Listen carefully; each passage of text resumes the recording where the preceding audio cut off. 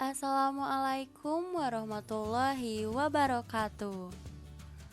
Halo semuanya, kembali lagi bersama saya Anita Rapikasari dengan NIM 2101866 dari kelas keperawatan 1A Program Studi D3 Keperawatan FPOK Universitas Pendidikan Indonesia.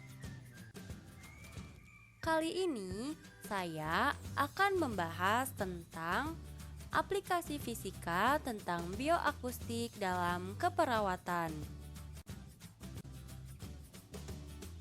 Apa sih bioakustik itu?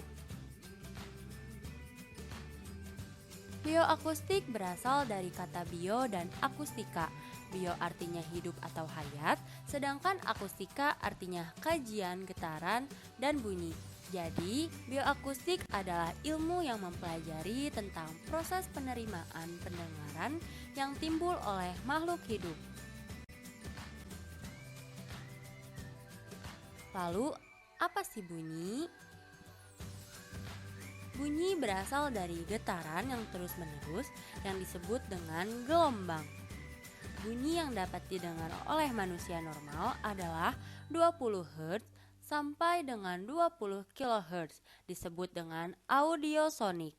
Sedangkan jika lebih rendah dari 20 Hz disebut infrasonik, misalnya adalah gajah.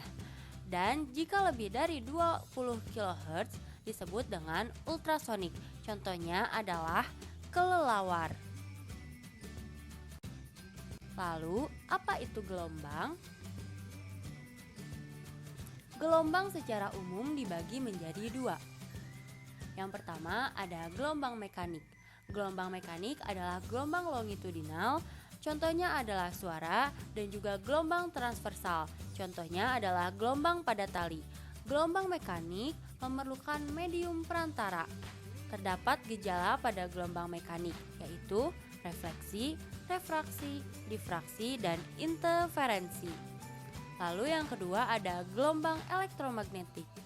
Gelombang elektromagnetik adalah gelombang transversal. Gelombang ini tidak memerlukan medium perantara. Terdapat gejala pada gelombang elektromagnetik yaitu refleksi, refraksi, difraksi, interferensi, polarisasi, dan juga dispersi.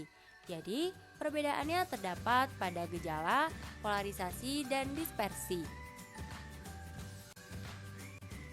Lalu ini ada gambar gelombang. Di sini ada gelombang longitudinal dan juga gelombang transversal. Bisa dilihat perbedaannya pada gambar di sini. Kebisingan. Apa sih bising itu? Bising ialah bunyi yang tidak dikehendaki yang merupakan aktivitas alam, misalnya pidato maupun buatan. Misalnya adalah suara mesin, dan dapat mengganggu kesehatan, kenyamanan, serta dapat menimbulkan ketulian yang bersifat relatif. Alat ukur kebisingan adalah sound level meter. Pembagian kebisingan berdasarkan frekuensi, tingkat tekanan, tingkat bunyi, dan tenaga bunyi. Maka bising dibagi menjadi 3 kategori, yaitu yang pertama audible noise atau bising pendengaran. Bising ini disebabkan oleh frekuensi bunyi antara 31,3 sampai 8000 Hz. Lalu yang kedua ada occupational noise, yaitu bising yang berhubungan dengan pekerjaan. Bising ini disebabkan dari bising di tempat kerja. Lalu yang ketiga ada impulse noise atau impact noise plus bising impulsif. Bising yang terjadi akibat adanya bunyi yang menyentak, misalnya pukulan palu, ledakan meriam, dan lain-lain.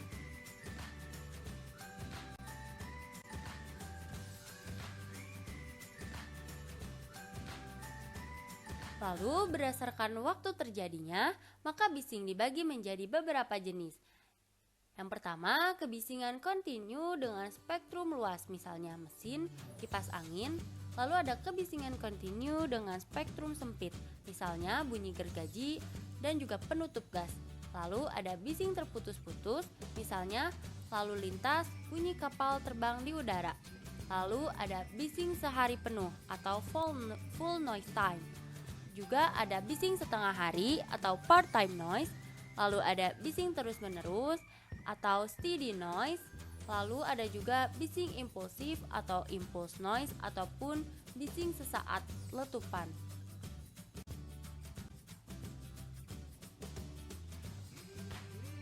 Pengaruh bising pada kesehatan.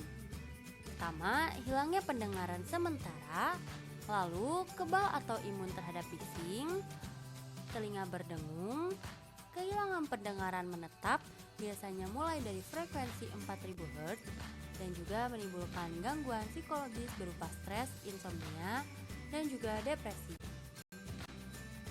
Penggunaan bioakustik pada kesehatan. Sebagai pelengkap diagnostik dan juga sebagai pengobatan. Bioakustik sebagai diagnosis.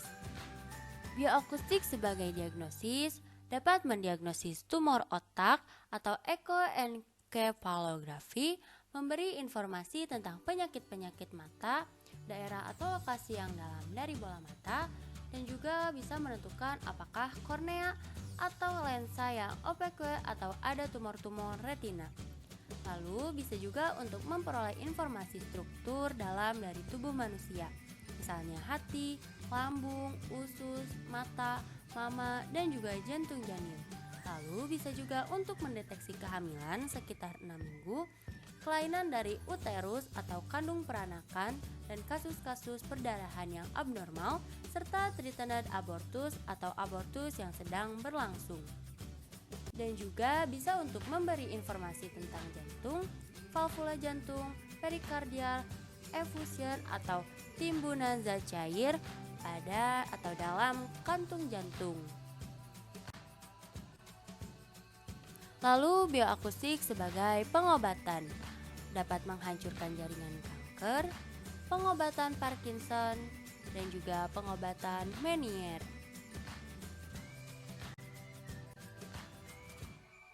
Alat medis bioakustik.